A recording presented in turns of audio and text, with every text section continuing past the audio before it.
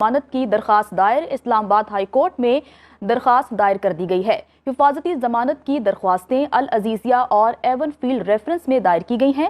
مزید بتا رہے ہیں ہمارے نمائندے محمد اویس۔ جی اویس بتائیے گا۔ جی بالکل، سابق وزیر اعظم میاں محمد نواز شریف کی حفاظتی ضمانت کی درخواستیں جو ہیں وہ آج اسلام آباد ہائی کورٹ میں دائر کر دی گئی ہیں۔ حفاظتی ضمانت کی درخواستیں العزیزیہ اور ایون فیلڈ ریفرنس میں دائر کی گئی ہیں، جبکہ درخواست میں آج یہ بھی موقف اختیار کیا گیا ہے کہ سابق وزیر اعظم نواز شریف اسلام آباد ایئرپورٹ پر لینڈ کریں گے۔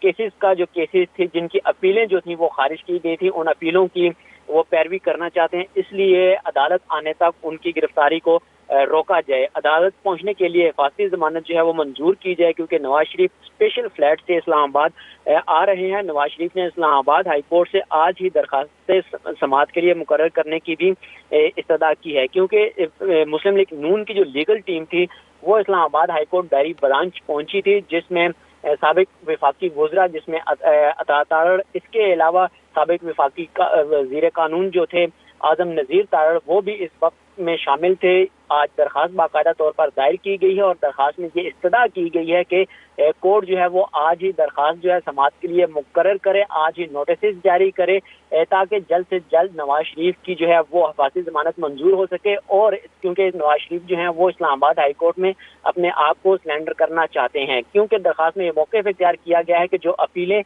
خارج کی گئی تھیں اسلام آباد ہائی کورٹ سے، نواز شریف جو ہے انہی درخواستوں کی پیروی کرنا چاہتے ہیں، کیسز کا سامنا کرنا چاہتے ہیں۔ جی محمد اویس، آپ کا بہت شکریہ۔